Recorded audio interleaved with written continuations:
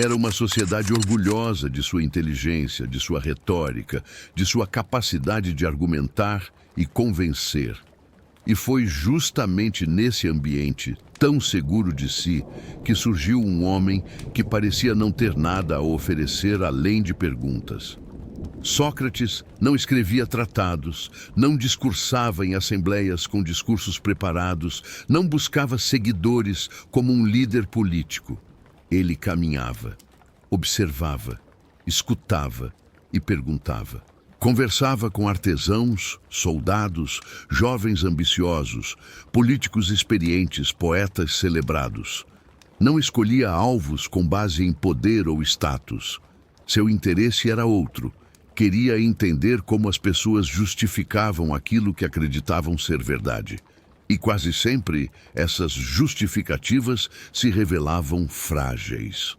O método de Sócrates era simples na forma, mas devastador no efeito. Ele começava concordando, mostrando interesse genuíno, pedindo explicações. Aos poucos, ia aprofundando a conversa, retirando contradições, expondo lacunas, até que o próprio interlocutor percebia que suas certezas não se sustentavam. Não havia humilhação explícita, nem insulto direto. Havia apenas a constatação silenciosa da ignorância. E para muitos, isso era insuportável. Atenas valorizava a aparência de sabedoria. Oradores eloquentes eram admirados, políticos confiantes eram respeitados, homens que falavam com convicção eram vistos como exemplos. Sócrates desmontava tudo isso. Ele mostrava que falar bem não era o mesmo que pensar bem, que repetir conceitos aceitos não significava compreendê-los, que a segurança no discurso muitas vezes escondia um vazio intelectual profundo. E fazia isso sem jamais se colocar como superior. Pelo contrário, afirmava repetidas vezes que não sabia. Essa afirmação é um dos pontos mais mal compreendidos de sua filosofia. Quando Sócrates dizia que nada sabia, não estava fazendo um gesto retórico de falsa modéstia. Ele estava estabelecendo um ponto de partida radical. Admitir a própria ignorância era, para ele, a única forma honesta de começar a pensar. Enquanto alguém acredita saber, não questiona. Enquanto não questiona, permanece preso às mesmas ideias. A ignorância assumida libertava. A ignorância disfarçada escravizava. Essa postura transformou Sócrates em uma figura paradoxal. Ele era visto ao mesmo tempo como sábio e como perigoso. Jovens se aproximavam dele fascinados, porque pela primeira vez alguém os tratava como capazes de pensar por si mesmos. Ao mesmo tempo, figuras influentes passaram a vê-lo como uma ameaça, porque eliminava a autoridade construída sobre discursos vazios. Não era preciso que Sócrates atacasse diretamente ninguém. Bastava que conversasse. Com o tempo, sua presença se tornou constante demais para ser ignorada. Ele estava sempre ali, nas praças, nos mercados, nos ginásios, sempre perguntando, sempre voltando aos mesmos temas fundamentais. O que é justiça, o que é virtude, o que é coragem, o que é uma vida boa. Perguntas simples, quase infantis na forma, mas impossíveis de responder com profundidade real. E quanto mais Atenas tentava se definir como uma cidade sábia, mais Sócrates revelava o quanto essa sabedoria era superficial. Sócrates acreditava que viver sem examinar a própria vida não valia a pena. Para ele, a existência humana só fazia sentido quando guiada pela reflexão constante. Não se tratava de acumular conhecimento técnico, mas de compreender os próprios valores. O que nos guia? Por que fazemos o que fazemos? O que consideramos realmente importante? Essas perguntas não eram teóricas, eram morais e, portanto, perigosas. O perigo não estava em questionar os deuses ou as leis de forma direta, mas em algo mais sutil: questionar as pessoas. Obrigar cada cidadão a se responsabilizar pelo que acredita. Isso quebra a ilusão de conforto coletivo. Porque quando ninguém pensa profundamente, a cidade funciona por hábito. Quando alguém começa a pensar, o hábito começa a ruir. Sócrates foi esse alguém. Um homem que, sem armas e sem poder formal, abalou as estruturas invisíveis que mantinham Atenas coesa. Apesar disso, Sócrates nunca se colocou como inimigo da cidade. Pelo contrário, afirmava agir em favor dela. Comparava-se a um inseto que desperta um cavalo adormecido. Incomodava porque acreditava que Atenas estava acomodada demais em sua própria grandeza. Para ele, uma cidade que não se questiona está condenada à decadência moral, mesmo que prospere materialmente. Sua crítica não vinha do desprezo, mas de um compromisso radical com a verdade. Esse compromisso teve um preço. Ao longo dos anos, o número de pessoas irritadas com Sócrates cresceu. Não porque ele tivesse feito algo ilegal, mas porque havia ferido o orgulho de muitos. Numa sociedade em que reputação era tudo, ser exposto como alguém que não sabia o que dizia era um golpe profundo. Aos poucos, a imagem de Sócrates foi sendo distorcida. De questionador incômodo, passou a ser visto como corruptor. De filósofo, passou a ser retratado como ameaça. A introdução da história de Sócrates não é o começo de uma tragédia repentina. É o início de um confronto lento entre um homem e uma cidade inteira. Um confronto entre a necessidade humana de certezas confortáveis e a exigência filosófica de honestidade intelectual. Sócrates não oferecia respostas prontas, porque acreditava que respostas prontas eram perigosas. Ele oferecia perguntas, porque acreditava que só elas podiam manter a alma desperta. É por isso que, ainda hoje, sua figura permanece viva, não como um personagem distante do passado, mas como um desafio permanente. Sócrates não nos pede admiração, ele nos pede coragem. Coragem para duvidar, para examinar, para admitir ignorância, para viver de forma consciente. Antes de beber a cicuta, antes do julgamento, antes da condenação, Sócrates já havia feito algo imperdoável. Havia ensinado as pessoas a pensar. Antes de ser lembrado como filósofo, Sócrates foi visto como algo muito mais simples, um homem comum, de origem modesta, distante das famílias ricas que dominavam a política e a cultura de Atenas. Seu pai era canteiro de pedras, alguém que moldava matéria bruta com esforço físico, paciência e repetição.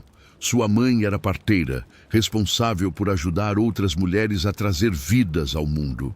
Essas duas influências, aparentemente banais, moldaram profundamente a forma como Sócrates enxergava sua própria missão. Ele não se via como criador de verdades, mas como alguém que ajudava a esculpir ideias e a fazer nascer pensamentos. Fisicamente, Sócrates não correspondia em nada ao ideal ateniense de beleza. Era descrito como baixo, robusto, de nariz largo, olhos saltados e postura desleixada. Andava descalço, vestia-se de maneira simples e não se preocupava com a aparência. Em uma sociedade que valorizava a estética, o corpo atlético e a eloquência visual, Sócrates parecia deslocado, mas essa aparência rude funcionava quase como um filtro. Quem se aproximava dele esperando glamour encontrava apenas perguntas. Quem ficava, ficava pelo conteúdo.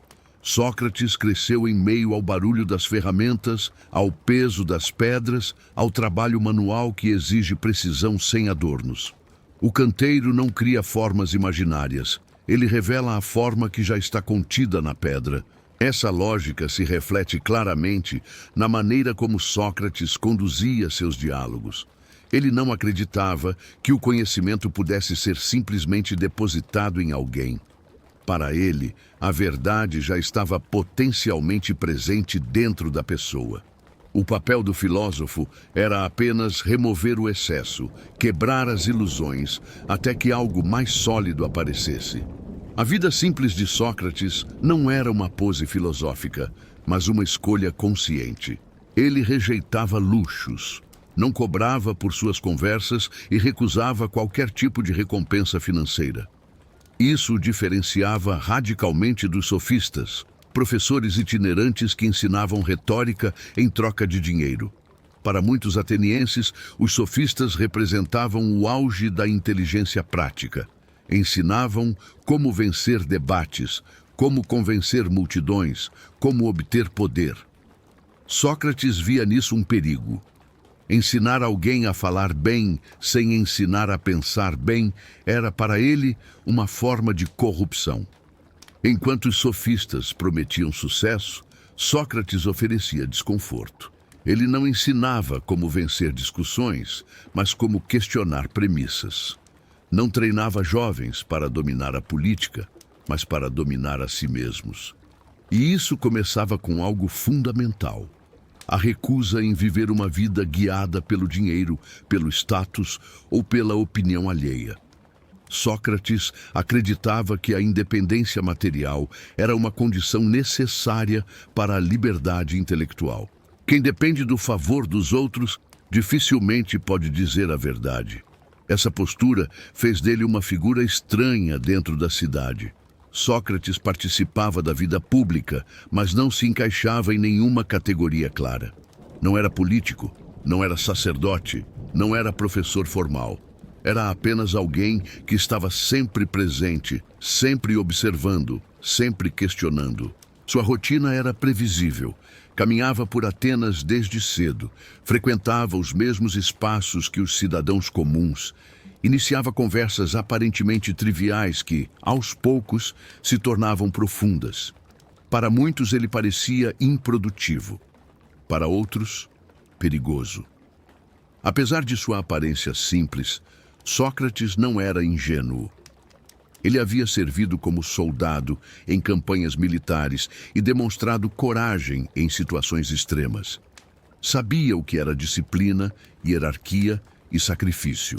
Essa experiência reforçou sua convicção de que a virtude não se revela em discursos bonitos, mas em ações concretas.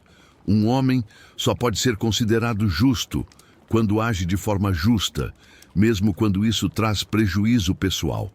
Essa ideia atravessa toda a sua vida e ajuda a entender por que ele nunca tentou escapar de suas responsabilidades como cidadão. Sócrates também acreditava que a verdadeira riqueza não estava na acumulação de bens, mas no cultivo da alma.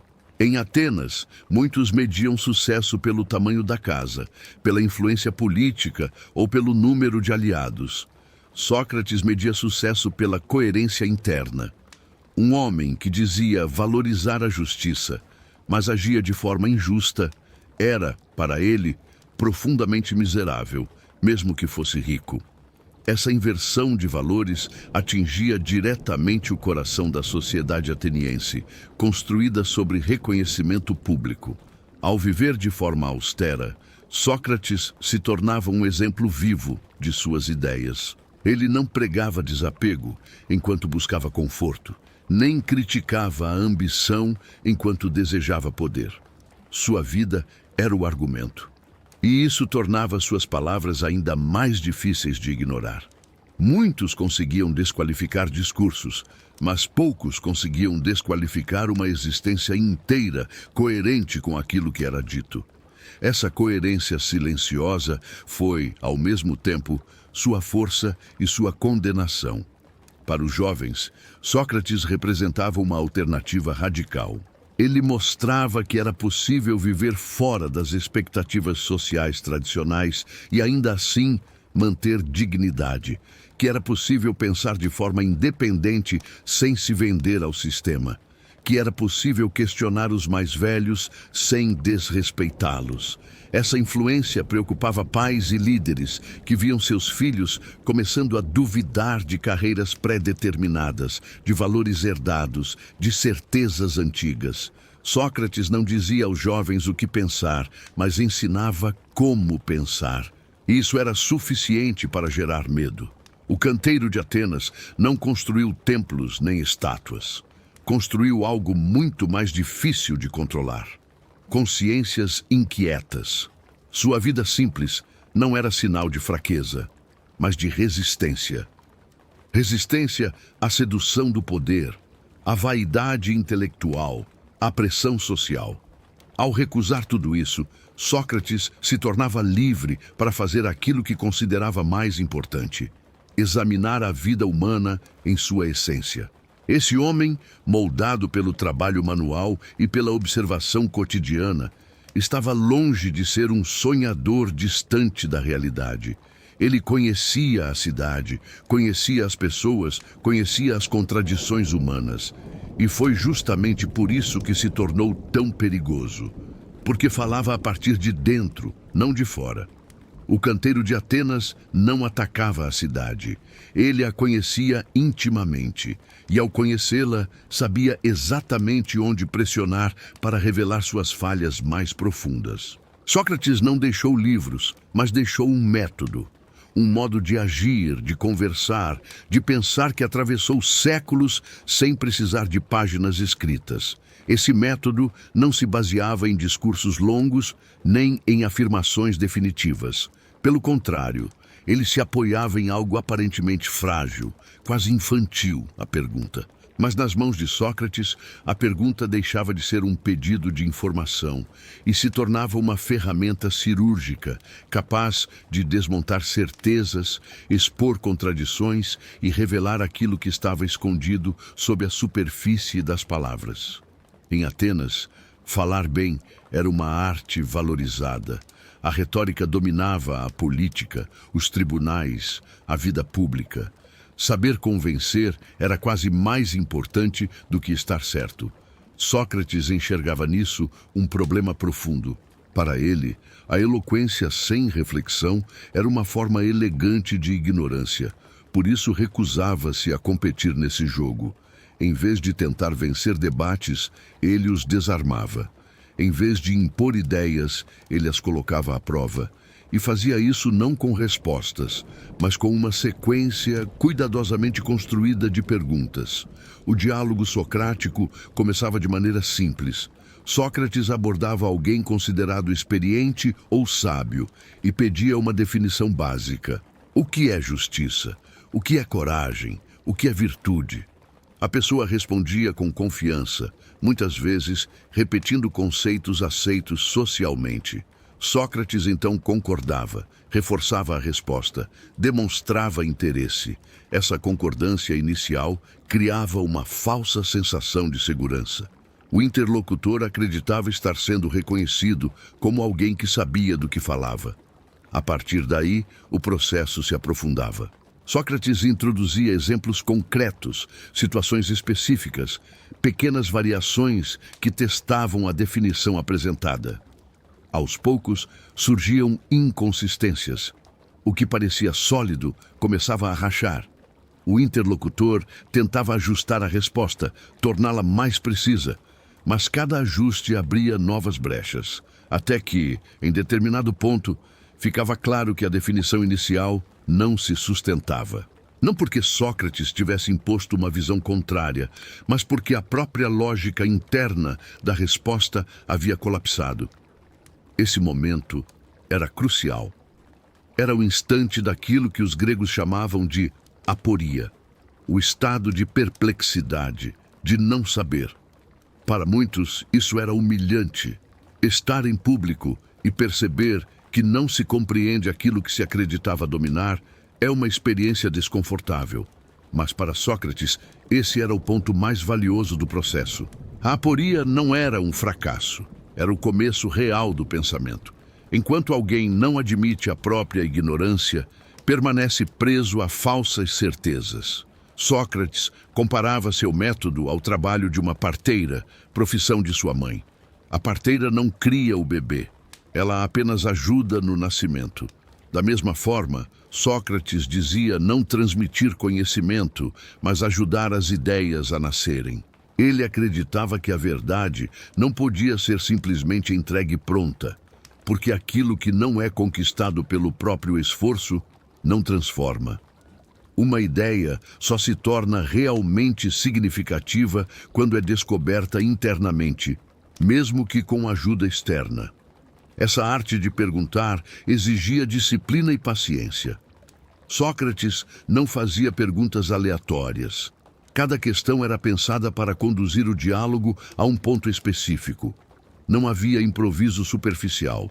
Havia escuta atenta, análise constante e adaptação ao interlocutor.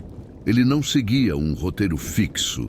Ajustava suas perguntas de acordo com as respostas recebidas, como alguém que explora um terreno desconhecido passo a passo, testando o solo antes de avançar.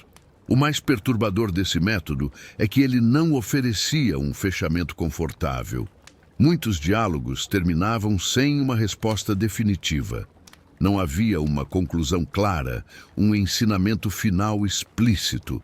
Isso frustrava expectativas. As pessoas estavam acostumadas a mestres que ensinavam o que pensar. Sócrates ensinava como pensar, e isso deixava uma sensação de incompletude. Mas essa incompletude era intencional. Ele acreditava que o pensamento verdadeiro continua além do diálogo, na reflexão solitária, na revisão constante das próprias ideias. Ao fazer isso em público, Sócrates transformava a filosofia em um ato social. Pensar deixava de ser uma atividade isolada e se tornava um exercício coletivo. As praças de Atenas se convertiam em espaços de investigação.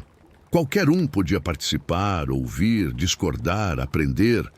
Isso democratizava o pensamento, mas também o tornava perigoso, porque pensar em público significa expor não apenas ideias, mas fragilidades. E nem todos estavam dispostos a isso. Muitos passaram a odiar Sócrates, não porque ele estivesse errado, mas porque ele os fazia sentir pequenos, não por insultar, mas por revelar.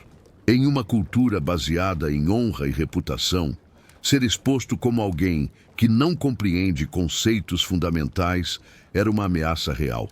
O ressentimento crescia silenciosamente. Sócrates raramente humilhava de forma direta, mas o efeito final era semelhante. As pessoas saíam do diálogo diferentes de como entraram. E nem sempre gostavam dessa diferença. Além disso, o método socrático tinha um efeito colateral perigoso. Inspirava os jovens. Eles viam em Sócrates alguém que não se submetia automaticamente à autoridade dos mais velhos, mas também não os atacava gratuitamente. Ele mostrava que respeito não significa obediência cega, que tradição não é sinônimo de verdade, que questionar não é destruir, mas examinar. Esse tipo de influência era explosivo em uma sociedade que dependia da transmissão estável de valores entre gerações. Para Sócrates, a pergunta era uma forma de cuidado com a alma. Assim como o corpo precisa de exercício para não adoecer, a mente precisa ser questionada para não se tornar rígida. Ideias não examinadas se transformam em dogmas. Dogmas, com o tempo, se tornam instrumentos de controle. Ao questionar constantemente, Sócrates acreditava estar protegendo a cidade de sua própria arrogância intelectual. Mas essa proteção não era percebida como tal. Para muitos, parecia apenas provocação. Há uma ironia profunda nisso tudo. Sócrates nunca afirmou possuir a verdade. Ainda assim, foi acusado de corromper a juventude e de introduzir ideias perigosas. Sua verdadeira culpa não foi ensinar algo errado, mas ensinar que ninguém, nem mesmo os mais respeitados, estava acima do questionamento. Em um mundo que depende de hierarquias simbólicas, isso é profundamente subversivo. A arte de perguntar, portanto, não era neutra. Era um ato moral e político. Cada pergunta desafiava a acomodação, a preguiça intelectual, a falsa segurança. Sócrates sabia que perguntas bem feitas são mais difíceis de controlar do que respostas prontas. Respostas podem ser decoradas, repetidas, impostas. Perguntas permanecem abertas, inquietantes, vivas. Elas acompanham a pessoa mesmo depois que o diálogo termina. Ao transformar a pergunta em ferramenta central, Sócrates redefiniu o papel do filósofo. Não como alguém que entrega sistemas fechados, mas como alguém que mantém o pensamento em movimento. Essa escolha teve consequências. A cidade tolerou por um tempo, depois se cansou e por fim reagiu. Mas a arte de perguntar já havia sido semeada. E uma vez que alguém aprende a questionar, não pode mais simplesmente voltar ao estado anterior. É por isso que o método socrático sobreviveu ao próprio Sócrates, porque não depende de sua presença física. Ele vive toda vez que alguém se recusa a aceitar respostas fáceis, toda vez que uma pergunta honesta desmonta uma certeza confortável, toda vez que o pensamento se recusa a se acomodar. A arte de perguntar não constrói muros, abre abismos. E Sócrates acreditava que só quem encara esses abismos pode viver de forma verdadeiramente consciente. Ao contrário de muitos pensadores que vieram depois dele, Sócrates nunca apresentou um sistema filosófico fechado. Não deixou manuais, não escreveu princípios organizados, não definiu regras universais que pudessem ser decoradas ou transmitidas como um conjunto fixo de ideias. Essa ausência não era um acaso, nem uma falha. Era parte central de sua visão. Para Sócrates, transformar o pensamento em doutrina rígida era um risco. Sempre que uma ideia se cristaliza demais, ela deixa de ser examinada e passa a ser apenas repetida. Em Atenas, o conhecimento costumava ser tratado como algo que se possuía. Quem sabia, ensinava. Quem aprendia, absorvia. Sócrates rompeu com essa lógica. Ele não se apresentava como alguém que tinha respostas superiores, mas como alguém que estava disposto a investigar junto. Isso desconcertava seus interlocutores. Eles esperavam instruções claras, verdades prontas, conclusões definitivas. Em vez disso, recebiam perguntas e mais perguntas. A sensação era de caminhar sem um mapa, guiado apenas pela honestidade intelectual. Essa postura fez com que muitos acusassem Sócrates de não ensinar nada, e, em certo sentido, estavam certos. Ele não ensinava conteúdos específicos, como matemática, astronomia ou retórica. O que ele oferecia era algo mais difícil de mensurar, um exercício constante de exame interior. Sócrates acreditava que o maior erro humano era viver sem refletir sobre os próprios valores. Para ele, a ignorância mais perigosa não era a falta de informação, mas a falta de consciência sobre aquilo que se acredita saber. A chamada doutrina socrática é, na verdade, uma antidoutrina, um compromisso permanente com o questionamento. Em vez de afirmar isto é a verdade, Sócrates perguntava o que torna isso verdadeiro.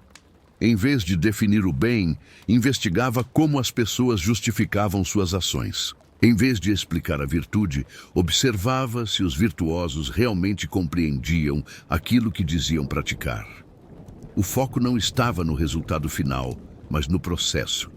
Essa recusa em fixar conclusões tornava seus diálogos desconfortáveis. Muitos terminavam sem respostas claras, apenas com a certeza de que as respostas anteriores estavam erradas ou incompletas. Para alguns, isso era frustrante. Para Sócrates, era libertador. Ele acreditava que viver com perguntas abertas era melhor do que viver com respostas falsas.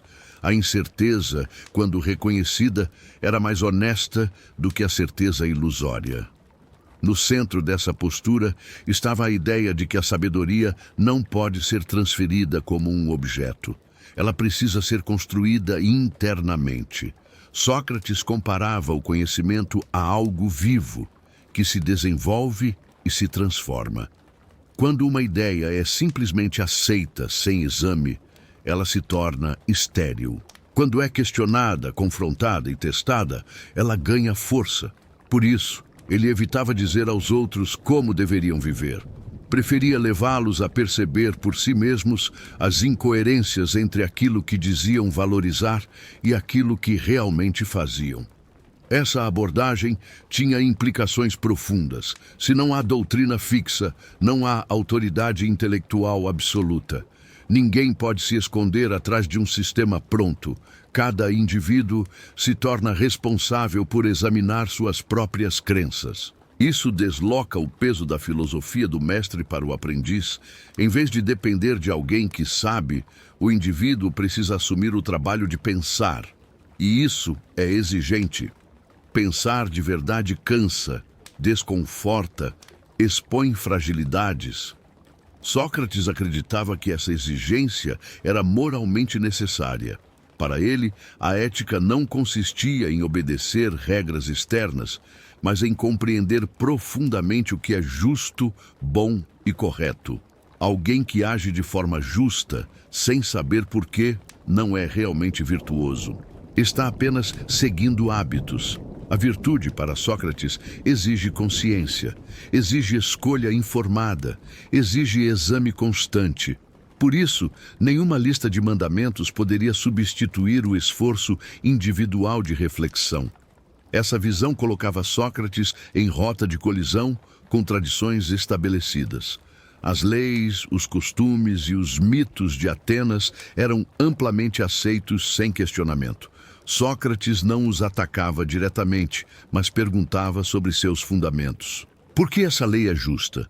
Por que esse costume é bom? Por que esse valor deve ser seguido? Ao fazer isso, ele expunha algo desconfortável. Muitas práticas eram mantidas não por serem compreendidas, mas por serem herdadas. A ausência de doutrina também dificultava a defesa de Sócrates contra acusações. Ele não podia apontar para um conjunto claro de ensinamentos e dizer: "Foi isso que ensinei". Sua influência era difusa, espalhada em conversas, diálogos, provocações. Para seus críticos, isso era perigoso. Como controlar algo que não tem forma fixa? Como refutar uma filosofia que se recusa a se tornar um sistema? A indefinição se transformava em suspeita. Apesar disso, Sócrates acreditava que sua missão era guiada por algo maior do que ele mesmo. Falava de uma voz interior, um sinal que o impedia de agir de certas maneiras, mas nunca lhe dizia exatamente o que fazer. Essa voz não oferecia doutrina, apenas limites. Era mais uma confirmação de sua postura geral. Evitar o erro era mais importante do que afirmar verdades absolutas. Não fazer o mal era mais essencial do que definir teoricamente o bem. Essa atitude reforçava sua imagem de alguém difícil de classificar. Não era um revolucionário no sentido clássico, mas também não era um conservador passivo. Não propunha reformas claras, mas questionava fundamentos. Não oferecia soluções políticas, mas examinava as motivações humanas por trás das decisões políticas. Sua filosofia não apontava para um destino final, mas para um caminho de vigilância constante. Para muitos de seus discípulos, essa ausência de respostas definitivas foi justamente o que tornou Sócrates inesquecível. Ele não os prendeu a uma escola específica, mas os lançou em uma jornada intelectual que continuaria mesmo após sua morte. Cada um teve que desenvolver suas próprias respostas, seus próprios sistemas, suas próprias conclusões. Nesse sentido, Sócrates não deixou seguidores, mas pensadores independentes. A doutrina sem doutrina é, portanto, um convite permanente à responsabilidade intelectual.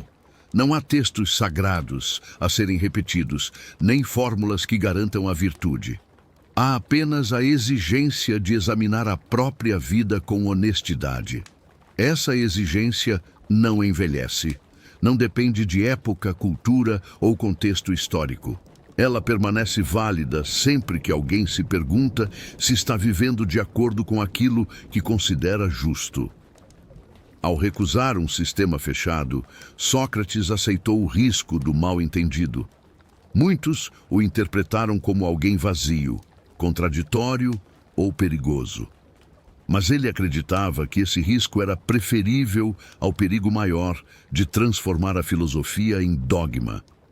Uma filosofia dogmática pode ser ensinada, repetida e usada como instrumento de poder. Uma filosofia viva, baseada em perguntas, permanece indomável. Essa escolha moldou tudo o que viria depois.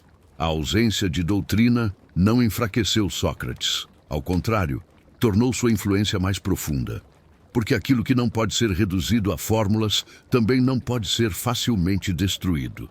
A filosofia socrática não sobreviveu em livros escritos por ele, mas na atitude que despertou em outros.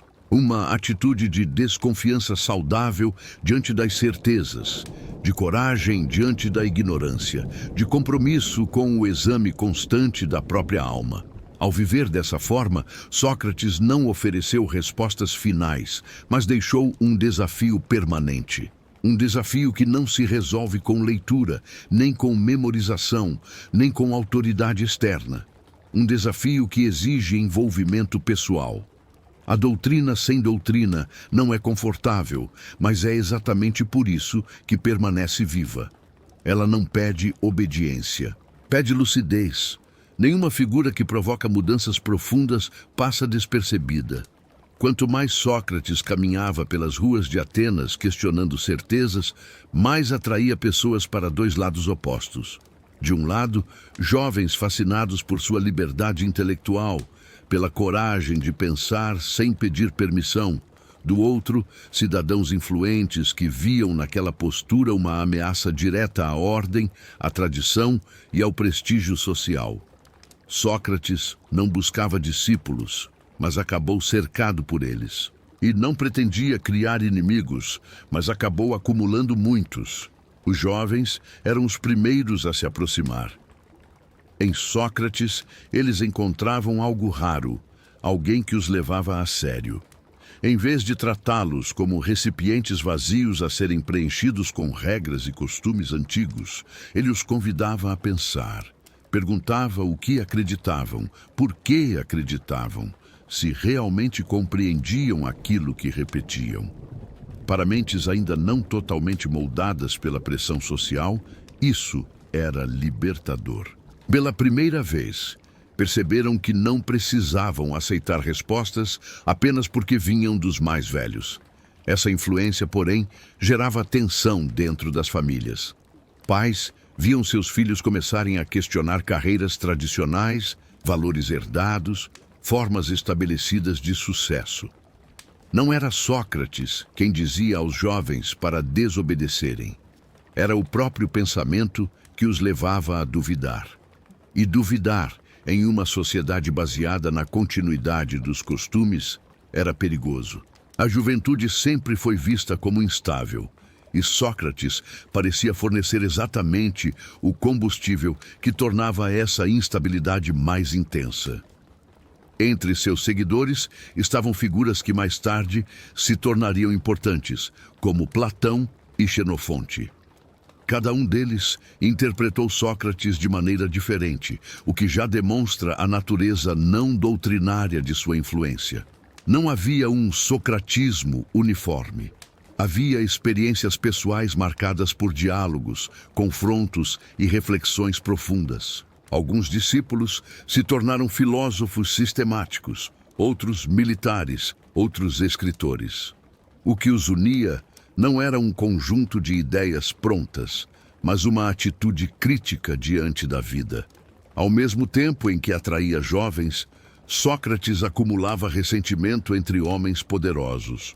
Políticos, oradores e líderes públicos eram frequentemente expostos por suas perguntas, não porque fossem desmascarados como maus, mas porque se revelavam incoerentes.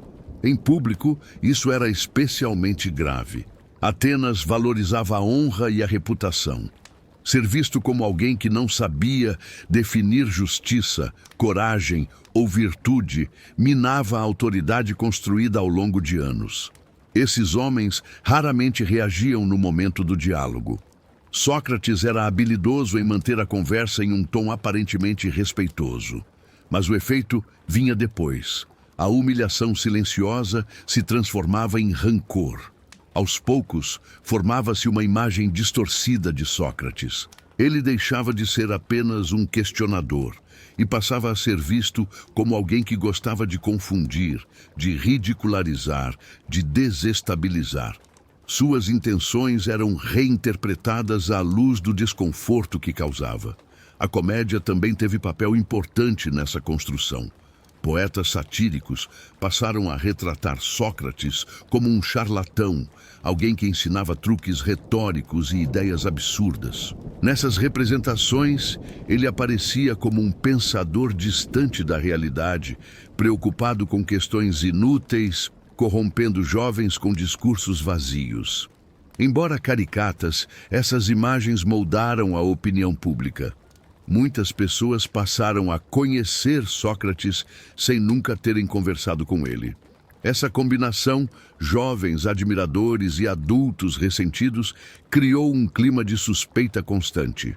Sócrates se tornava um ponto de convergência para frustrações diversas.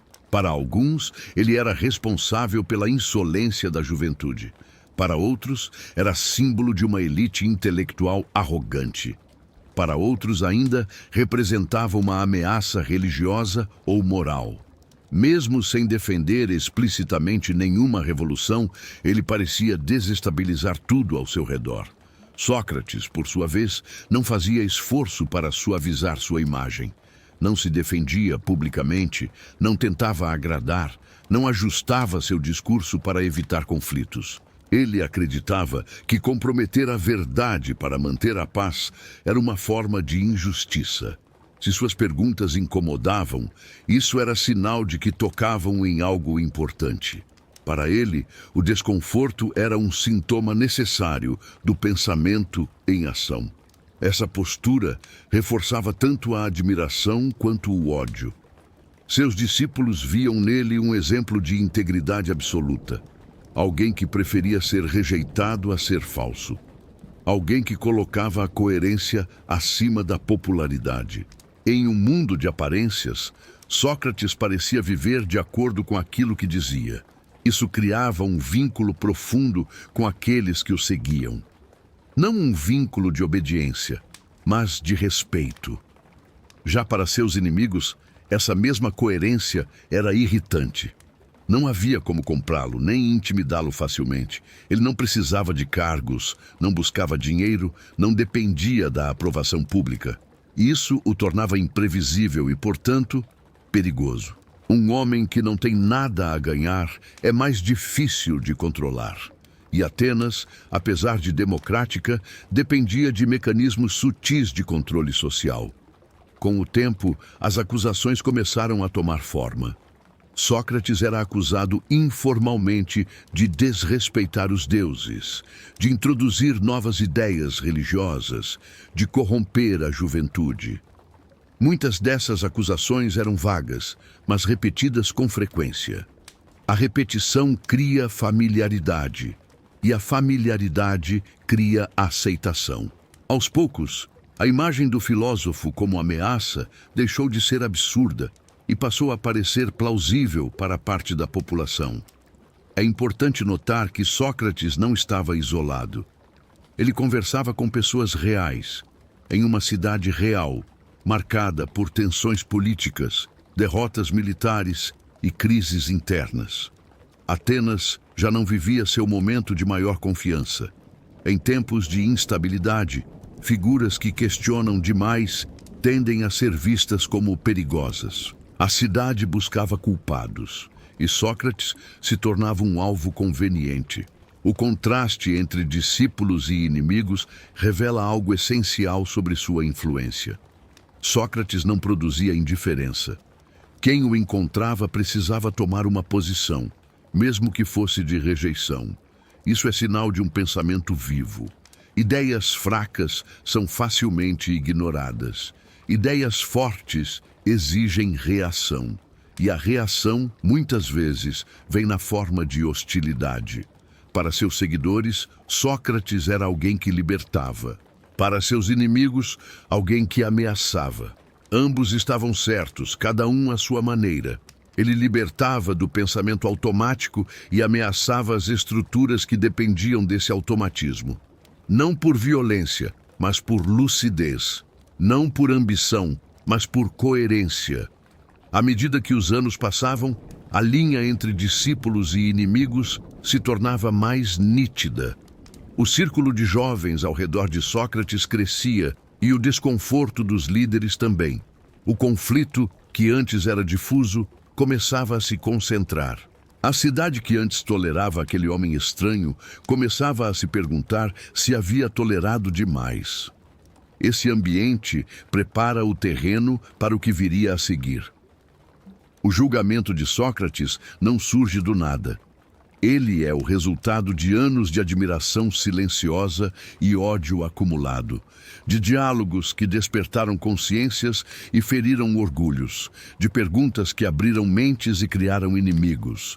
O filósofo que nunca buscou seguidores acabou cercado por eles. O homem que nunca quis confrontar a cidade acabou se tornando seu maior desafio. O julgamento de Sócrates não foi um evento isolado, nem um erro repentino cometido por uma cidade confusa. Foi o resultado lógico de um processo lento, construído ao longo de anos. Quando as acusações finalmente ganharam forma oficial, Atenas já havia decidido emocionalmente que aquele homem precisava ser contido. O tribunal apenas deu voz institucional a um desconforto antigo. Sócrates não estava sendo julgado apenas por crimes específicos, mas por tudo o que representava. As acusações eram claras na forma, mas vagas no conteúdo. Diziam que Sócrates não respeitava os deuses da cidade, que introduzia novas divindades e que corrompia a juventude. Nenhuma dessas acusações vinha acompanhada de provas concretas no sentido moderno.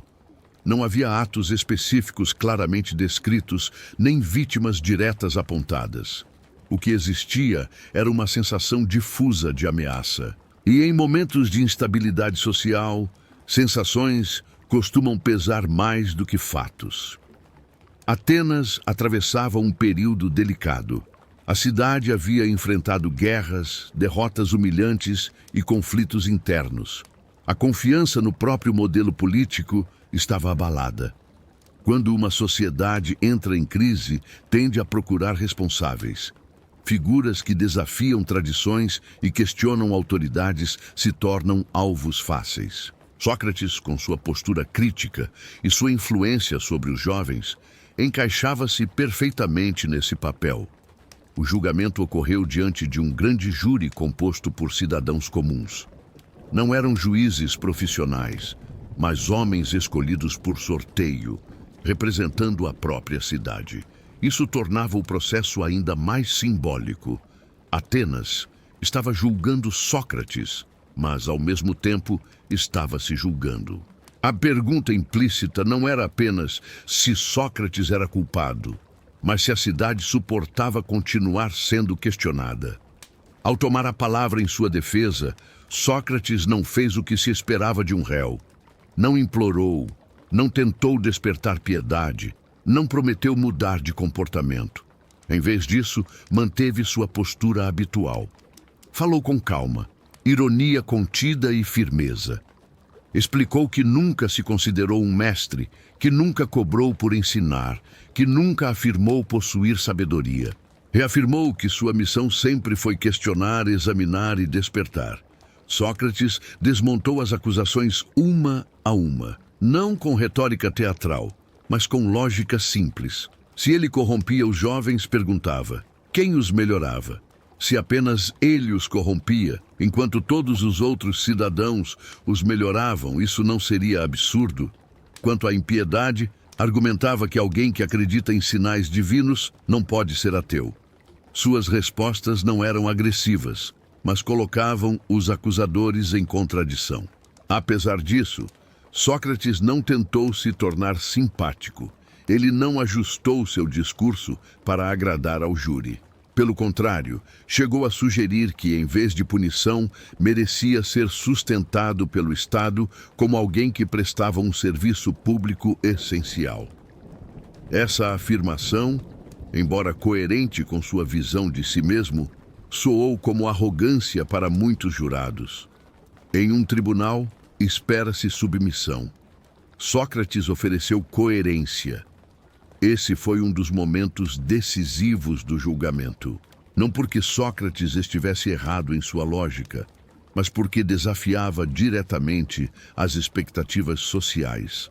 Atenas podia tolerar perguntas nas praças, mas não aceitava ser questionada no próprio tribunal. Aquele espaço representava a autoridade máxima da cidade, e Sócrates se recusava a se curvar a ela sem antes examiná-la. Quando a votação ocorreu, a diferença foi pequena. Sócrates foi considerado culpado por uma margem estreita. Isso revela o quanto o julgamento foi dividido. Não houve consenso absoluto, mas houve maioria. A cidade, naquele momento, decidiu que o incômodo havia ultrapassado o limite tolerável. Mas a segunda parte do julgamento ainda estava por vir: a definição da pena. Pela lei ateniense, após a condenação, o réu podia sugerir uma pena alternativa. Era uma oportunidade de demonstrar arrependimento ou, ao menos, disposição para se adaptar. Muitos esperavam que Sócrates propusesse o exílio, afastando-se da cidade e encerrando o conflito.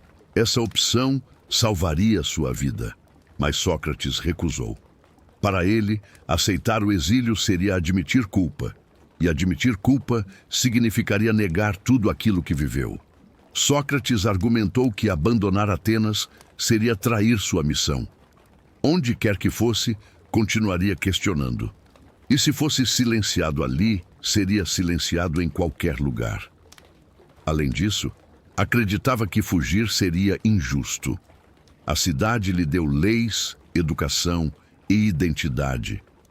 Desobedecê-la quando o resultado não lhe agradava seria incoerente. Mesmo diante da morte, ele preferia manter a integridade. Essa recusa chocou muitos jurados. O homem que poderia salvar a própria vida simplesmente não quis. Não por orgulho vazio, mas por convicção profunda. A proposta alternativa que apresentou soou provocativa. O júri, já dividido, inclinou-se de forma mais dura. Na segunda votação, a pena de morte foi aprovada com uma maioria maior do que a da condenação inicial. Nesse momento, o julgamento deixou de ser apenas um processo legal e se tornou um símbolo. Atenas escolheu preservar sua estabilidade aparente em vez de conviver com a crítica permanente.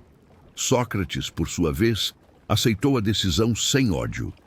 Não insultou os jurados, não amaldiçoou a cidade. Apenas afirmou que seus acusadores seriam julgados pelo tempo e que outros continuariam a fazer aquilo que ele fazia. O comportamento de Sócrates após a sentença é tão revelador quanto sua defesa. Ele permaneceu sereno, conversou com amigos, discutiu filosofia, refletiu sobre a morte, não demonstrou medo nem desespero. Para ele, a injustiça maior não era morrer, mas agir de forma injusta. E aceitar a pena, mesmo discordando dela, era parte de seu compromisso com a coerência. O julgamento de Sócrates expõe uma tensão eterna entre o indivíduo e a coletividade. Até que ponto uma sociedade suporta ser questionada? Onde termina a liberdade de pensamento e começa a ameaça à ordem? Atenas, berço da democracia, mostrou que até mesmo regimes baseados na participação popular têm limites para a dissidência. Quando o questionamento se torna profundo demais, a reação tende a ser defensiva. Sócrates não foi condenado por ensinar algo específico, mas por representar um modo de vida incompatível com a tranquilidade de uma cidade ferida. Ele lembrava constantemente que a virtude não é automática, que a justiça exige exame, que a sabedoria começa pela dúvida. Em tempos de crise, essas lembranças se tornam perigosas. A cidade queria estabilidade. Sócrates oferecia inquietação. Assim, o julgamento não encerra sua história, ele a eleva.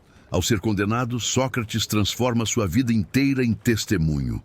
Ele mostra que pensar tem consequências, que a coerência cobra um preço e que, às vezes, a verdade não é derrotada por argumentos melhores, mas silenciada pelo cansaço coletivo diante da pergunta que não se cala. A morte de Sócrates não foi o fim de sua influência. Paradoxalmente, foi o começo.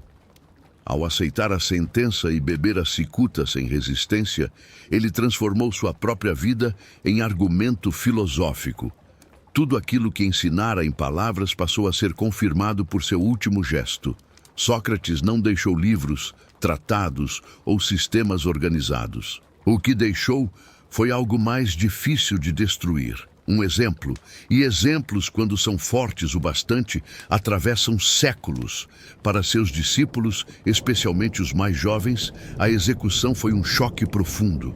Atenas havia eliminado o homem, mas não conseguiu eliminar a pergunta que ele plantara. Pelo contrário, sua morte deu às suas ideias um peso que talvez jamais alcançassem se ele tivesse morrido anonimamente. Sócrates passou a ser visto como alguém que morreu pela filosofia, não como mártir religioso, mas como testemunha da coerência entre pensamento e ação. Platão, seu discípulo mais famoso, foi quem garantiu a sobrevivência intelectual de Sócrates. Nos diálogos platônicos, Sócrates aparece como personagem central, conduzindo conversas, fazendo perguntas e desmontando certezas. Embora seja impossível saber onde termina o Sócrates histórico e onde começa a filosofia de Platão, o espírito socrático está presente em cada diálogo. A recusa em aceitar respostas fáceis, a insistência na definição precisa, a busca pela verdade por meio do diálogo. Por meio de Platão, Sócrates influenciou Aristóteles, e por meio de Aristóteles, praticamente toda a filosofia ocidental. Ética, lógica, política, metafísica, todas essas áreas carregam marcas indiretas do método socrático. Mesmo quando os filósofos discordam de Sócrates, fazem isso dentro de um campo de debate que ele ajudou a criar. Questionar conceitos, exigir definições, examinar pressupostos. Tudo isso se tornou padrão graças a ele. Mas o legado de Sócrates não se limita à filosofia acadêmica. Ele moldou uma atitude diante da vida. A ideia de que viver bem exige exame constante tornou-se um ideal ético poderoso. A noção de que não basta seguir tradições, leis ou opiniões da maioria, mas que é preciso compreendê-las racionalmente, continua sendo uma das bases do pensamento crítico moderno. Sempre que alguém questiona o óbvio, há algo de socrático nesse gesto. Sua famosa frase, "Uma vida não examinada não merece ser vivida", atravessou gerações porque toca um ponto sensível da experiência humana. Ela não propõe uma vida isolada ou intelectualizada, mas uma vida consciente. Sócrates não defendia o afastamento do mundo, e sim um envolvimento mais profundo com ele. Questionar não era fugir da realidade, mas encará-la sem ilusões. O impacto político de Sócrates também é duradouro. Seu julgamento tornou-se um símbolo dos perigos que surgem quando uma sociedade confunde estabilidade com silêncio. Democracias, assim como outros regimes, podem cair na tentação de eliminar vozes incômodas em nome da ordem. A história de Sócrates funciona como um alerta permanente. Quando a crítica é vista como ameaça, a própria liberdade está em risco. Ao longo dos séculos, Sócrates foi reinterpretado inúmeras vezes. Para alguns, é o herói da razão. Para outros, um provocador irresponsável. Houve quem o visse como santo laico, quem o considerasse um manipulador habilidoso. Essa diversidade de interpretações não enfraquece seu legado. Pelo contrário, o fortalece. Um pensador que ainda gera debate após milênios não foi assimilado de forma superficial. Na tradição cristã, muitos viram paralelos entre Sócrates e figuras religiosas. A morte injusta, a aceitação do destino, a fidelidade à própria missão. No Iluminismo, ele foi celebrado como símbolo da razão contra o dogma. Na filosofia moderna, tornou-se referência para a autonomia moral. Cada época encontrou em Sócrates algo que precisava discutir consigo mesma. Isso acontece porque Sócrates não ofereceu respostas finais. Ele ofereceu um método. e métodos sobrevivem melhor do que conclusões. O mundo muda, os valores se transformam, as sociedades se reorganizam, mas a necessidade de pensar criticamente permanece. Enquanto houver pessoas dispostas a perguntar: o que é isso, afinal? Sócrates continuará presente. Seu legado também desafia uma ideia comum de sucesso. Sócrates não acumulou riqueza, não ocupou cargos de poder, não deixou herdeiros materiais. Ainda assim, sua influência supera a de reis e generais. Isso sugere uma inversão radical de valores. O que realmente permanece não é a força, nem o domínio, mas a capacidade de despertar consciências.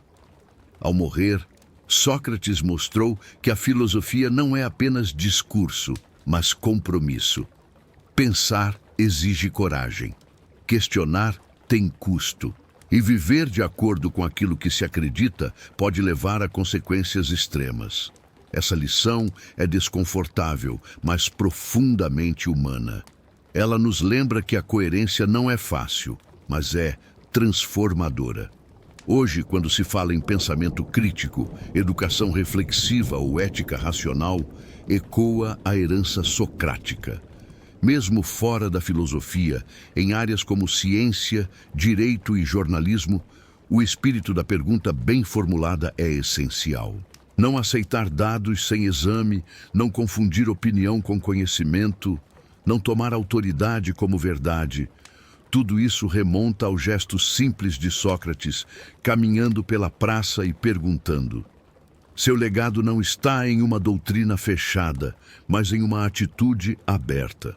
Sócrates não nos disse o que pensar, ele nos ensinou a pensar. E talvez essa seja a forma mais poderosa de imortalidade intelectual. Não viver para sempre como nome, mas continuar vivo em cada mente que se recusa a aceitar respostas prontas. Assim, Sócrates permanece. Não como estátua de mármore, mas como voz incômoda. Não como resposta definitiva, mas como pergunta persistente.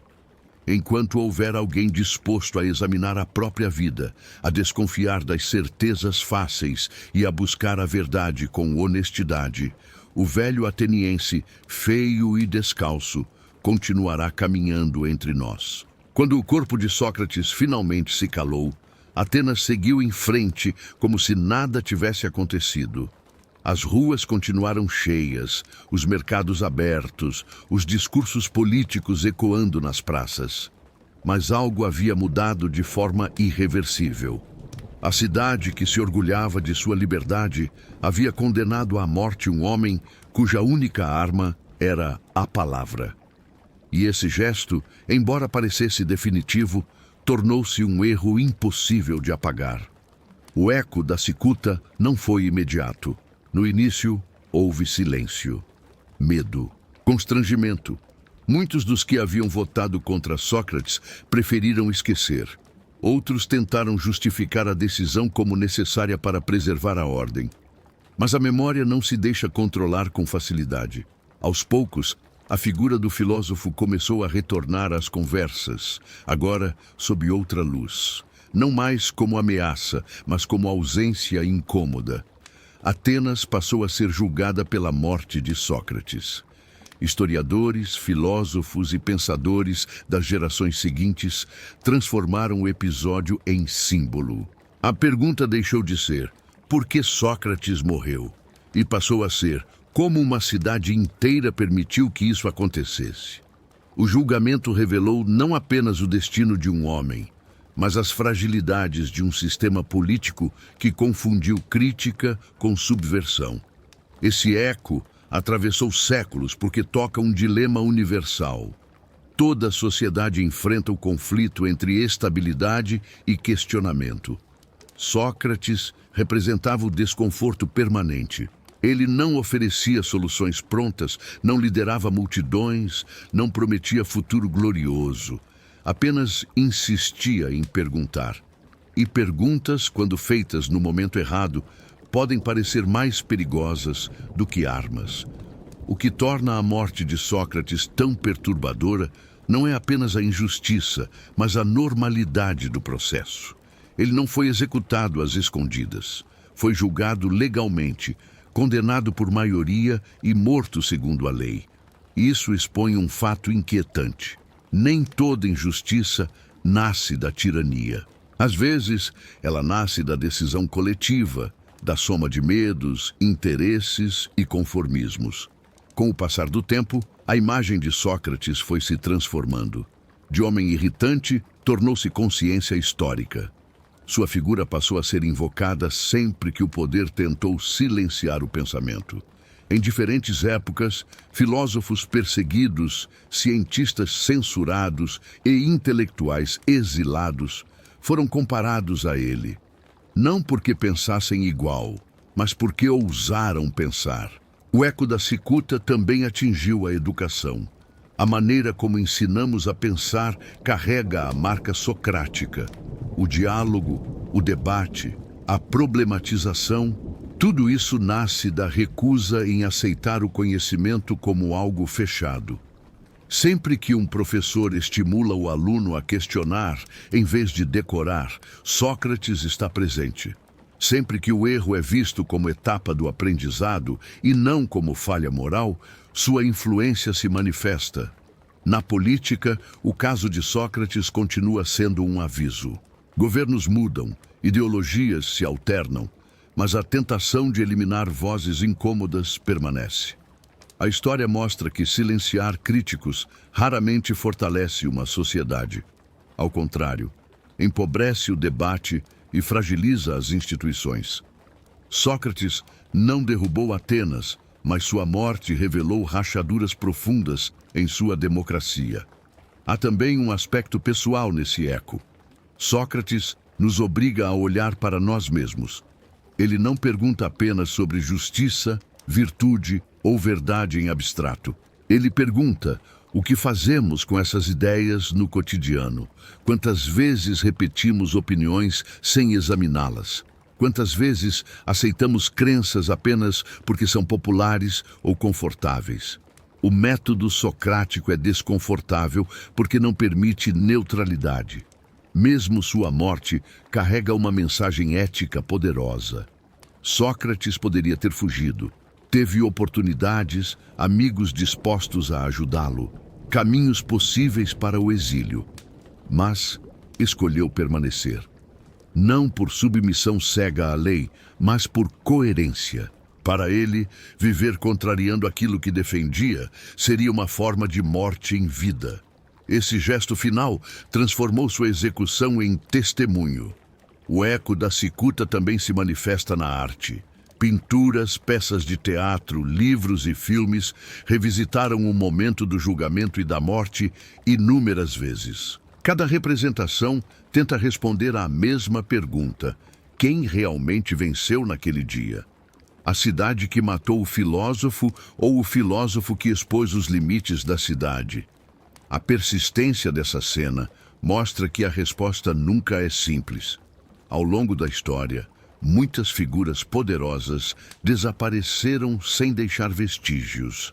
Seus nomes se perderam, suas conquistas foram superadas, seus impérios ruíram. Sócrates, que não governou nada e não escreveu uma única linha, continua sendo lembrado. Isso revela algo profundo sobre o que realmente permanece. Ideias que provocam reflexão sobrevivem melhor do que estruturas baseadas na força. O eco da cicuta não é apenas memória do passado. Ele se renova sempre que alguém escolhe questionar em vez de obedecer cegamente. Sempre que alguém prefere a verdade desconfortável à mentira conveniente. Sempre que alguém aceita pagar o preço da coerência. Nesse sentido, Sócrates não pertence à Grécia antiga. Ele pertence a qualquer época em que pensar seja um ato de coragem. No fim, a cicuta não silenciou Sócrates. Ela amplificou sua voz. Transformou um homem em referência, uma vida em exemplo, uma morte em advertência. O veneno que matou seu corpo fortaleceu sua presença histórica. E enquanto o mundo continuar enfrentando o conflito entre poder e verdade, entre maioria e consciência, o eco daquela taça continuará ressoando. Sócrates morreu uma vez, mas sua pergunta nunca morreu. E talvez essa seja a maior ironia de todas. Ao tentar calar um filósofo, Atenas garantiu que ele falasse para sempre.